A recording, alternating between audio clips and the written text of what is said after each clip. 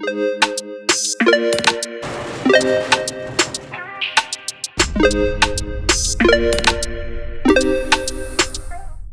and welcome back to MotorShed. God, it's been a while since I've said that. Just thought I would upload a video just to say hello, really. It's been a while since I've uploaded, so just wanted to let you all know that I am still alive and I am continuing with MotorShed. For obvious reasons, things have been a bit tough lately in regard to putting out content. Hopefully this video will answer some questions that you may have regarding the lack of videos uploaded lately. So we're currently around three and a half months into lockdown. I have been pretty much isolating at home and can't exactly get out to film cars at the minute. So in this video I'm going to give you a slight insight into how I go about filming my videos. We'll talk about how I source the cars that are featured in my videos and discuss some of the equipment that I use in order to film my content. So before I get into this video, I just want to say a huge thank you to everybody that's subscribed to my channel so far. This is a part-time gig for me. I'm an energy consultant by trade. I have a full-time job, so that kind of explains why I don't upload as often as many car YouTubers. There's also the slight issue of access to cars, which I'll get into later. So jumping into it then, and the equipment that I use. Well, this has evolved a lot since I started and I suspect will keep evolving. As well as a huge petrol head, I am massively into my tech. So yes, I've got quite a bit of gear and very little idea. So my main camera is the Canon 80D. No longer the latest model, but still very relevant. It's great for vlogging and the autofocus feature is excellent, which is why so many creators use them. I tend to use this for outdoor shots of the car, panning shots, the interior and extended talky bits, that sort of thing. So for use with the Canon 80D I have this, which is a Dji Ronin S. If you're not familiar with these, this is kind of a professional 3-axis gimbal that allows me to get like smoother panning shots and things like that. So it comes like this, you have to assemble it. It takes around 10 minutes to set it up and calibrate it, which is a bit of a pain, but worth it. So it allows me to get nice smooth shots with my otherwise unstabilized DSLR. So it's a pretty impressive piece of kit. Can take a camera up to 3.6 kilograms, the battery lasts for 12 hours.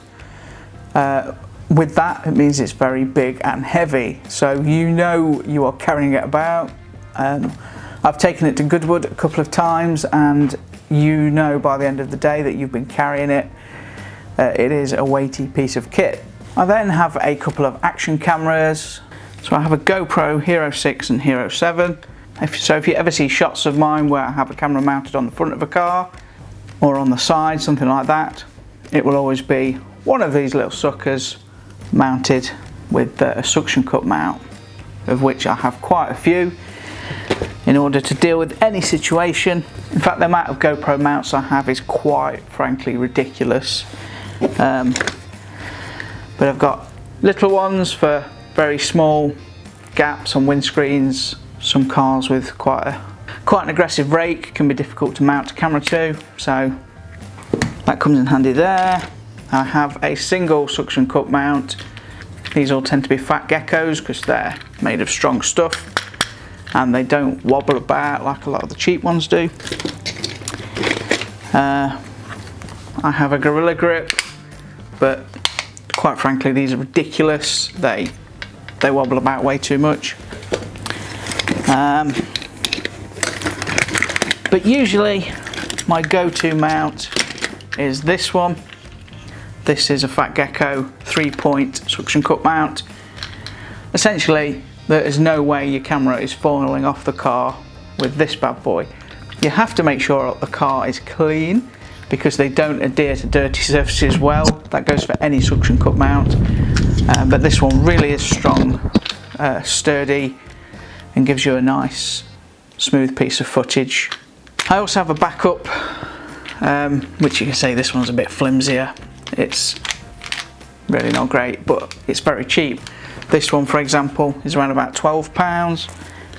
This one's about £75, so there is a difference. They both do the same job. This one just happens to do it a lot better.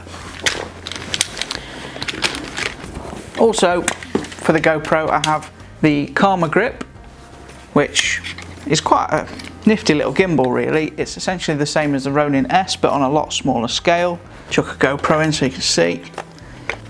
So these allow you to get nice smooth shots from your GoPro.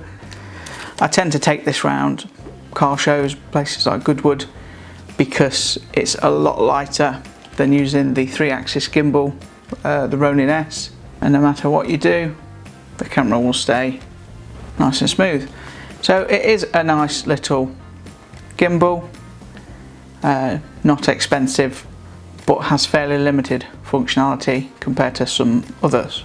Moving on then, and if there's one element of filming a video that is tricky to get right and you only really learn through your mistakes, is audio quality. I've gone through quite a few mics, found that a lot on the market don't really work very well, and they all differ in terms of audio quality, but it really is important to get your audio right because it has a big impact on whether people will continue to watch your video or not. Currently I'm using a Rode Wireless Go, which I have a little lapel mic attached to. Then I have a really small unit which is in my pocket, and a unit exactly, well, very similar to this on top of the camera. So really small setup allows me to be able to get shots like this, which is really handy. Boom mics I don't really get on with, they take a lot of space up. As well as the wireless mic, I've got a Rode Go, the small one, with the dead kitten on it. Cuts down on wind noise, really important. I also have the larger Rode mic with a dead cat, very nice. I tend to use this if the wireless mic isn't convenient. Sometimes I'll set this up with a GoPro inside of a car, but typically I will use this. So what do I use to edit my videos? I used to use a program called Lightworks because initially, after doing some research, I found that it was free and had been used to edit films like The King's Speech and stuff like that. I thought, well, if it's good enough for them, it's good enough for me. Unfortunately, when I got into using it, I spent an awful lot of time learning how to use that piece of software to then do my first export and learn that you could only export in 720 for free. You then had to purchase the thing in order to export in 1080p, which I then did. Wasn't that cheap, and the program wasn't that good, if I'm honest. So I did, around about a year ago, switch to the industry staple, which is Adobe Premiere Pro. It is much better, and if you can get it bundled with all of their other softwares for 35 quid a month, it really makes sense. I find using Adobe Premiere Pro cuts down on editing times massively. You can get things done so much quicker. So yeah, Adobe Premiere Pro is what I tend to use to edit my videos. So I used to use an Acer laptop running Windows 10. It cost me £600. At the time, 2 years ago, it was the cheapest laptop that I could get that was capable of editing HD footage. If you've never edited video before, you might not realise that you do need a pretty powerful laptop in order to process videos. You know, your standard run-of-the-mill laptops, you know, for word processing and, you know, studenty sort of work aren't going to cut it. But I was due an upgrade, so I've recently got this, the Asus ZenBook Duo, which is a fancy little laptop. It's a 14-inch, but has dual screens, so which is quite a neat little package. Although it's only a 14-inch screen, you have this additional screen at the bottom, which is also a touch screen, which enables you to have your video timeline running all the way across the screen, while you have all of your clips on the bottom. And I'm not really utilising the space as much as I could here, but it just really works quite well for video editing, this laptop. So this was 1,300 quid. So not the cheapest, but hopefully it should last me longer than the last one did. Typically it takes me an hour to edit each minute of video. That can vary. Sometimes it's a lot quicker, sometimes I'll do fancy bits and pieces which add time, and also researching how to do things that can add time as well. But I really enjoy editing videos, so it can really pay off to spend that little bit extra time editing, making things work really well in order to get a nice polished looking video. So most of my videos are out in the field, but if you ever see videos when I'm at home, typically that will be filmed in my studio, which has recently moved because I was kicked out of what is now a nursery into the guest room in our house, which is still pink. So I'm not a massive fan of it, hence why I'm currently filming in my hallway. When I have a car and I'm out in the field, I like to find a nice quiet spot where I can pan around the car and just spend a bit of time getting to grips with the car without being interrupted. Funnily enough, when you're out there and you have camera equipment, people are always inquisitive and or a pain in the arse. So it does benefit to find a quiet spot. You wouldn't believe how hard it is to actually do that, but the lengths I go to provide videos on this channel. So when I got into YouTube and MotorShed, I didn't quite realise how much I was going to enjoy the editing side of things. I am quite a creative person, so this kind of gives me an outlet for that. I'm also a massive petrol head, so getting to spend time with loads of cars, even more mainstream ones, is an absolute dream for me. Which brings me neatly on to the cars that feature on the channel. Where do I get them from, and what does a day of filming tend to consist of? Well, honestly, I have to beg, borrow and steal them. Well, obviously I don't steal them, but all I'd say on that is don't leave the keys in your Lamborghini if I'm walking past with my camera gear.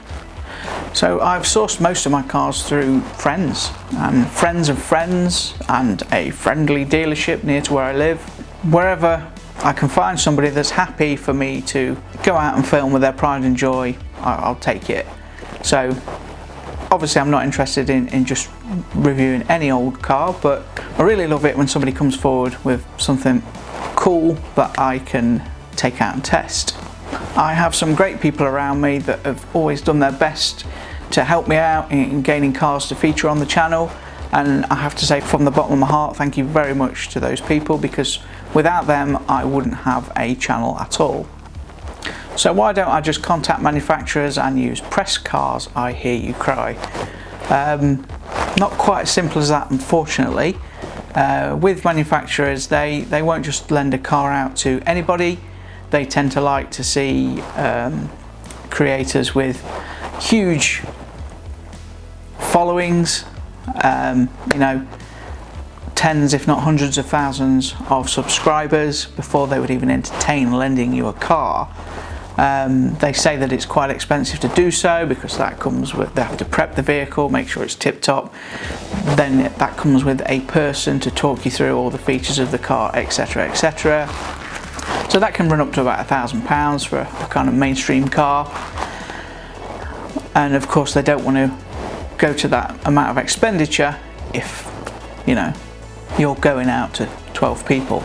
So it's kind of a chicken and egg situation. Until you've got a big following, you're not going to get good opportunities in terms of new cars.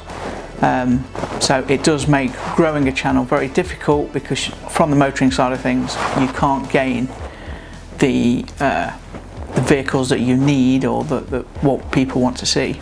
So I have around about 450 subscribers so far. It's taken me 2 years to reach that point, so it is very slow, but remember this is a part-time gig for me, so I've not necessarily had the time to really push the channel like I would have liked to. So yeah, you just tend to get ignored when you send emails out to car manufacturers and dealerships alike. So really it just comes down to number of subscribers, which is why I appreciate those who do subscribe to my channel so much. Hopefully one day I'll get to the stage where I can just give Toyota a call and say, hey, can you lend me a Supra? You never know. I'm persistent, so I'm just going to keep plugging. And as for dealerships, well, they just don't get it. So I know people in the States like Doug DeMuro, he will often borrow cars from dealerships. I think things must work slightly differently over there. But UK dealerships don't really seem bothered about lending YouTubers cars, unless your name's Tim Burton. Which only leaves me with the option to borrow people's personal vehicles, which is exactly what I have been doing. So I guess while I'm here, I can appeal to you. If you have a fun or interesting car that you wouldn't mind me taking out for a few hours and producing a video with, please get in touch. info@motorshed.co.uk, and I'd love to hear from you. So prior to the curfew, I did have quite a few nice cars lined up. Unfortunately, they've now fell by the wayside, but I do hopefully have plans in place to bring more cars to you very soon, as soon as we're in a position where I can feasibly go out and start testing strangers' cars again. So in the meantime, if you have any ideas about what you would like to see on MotorShed, please comment. I'm open to all suggestions.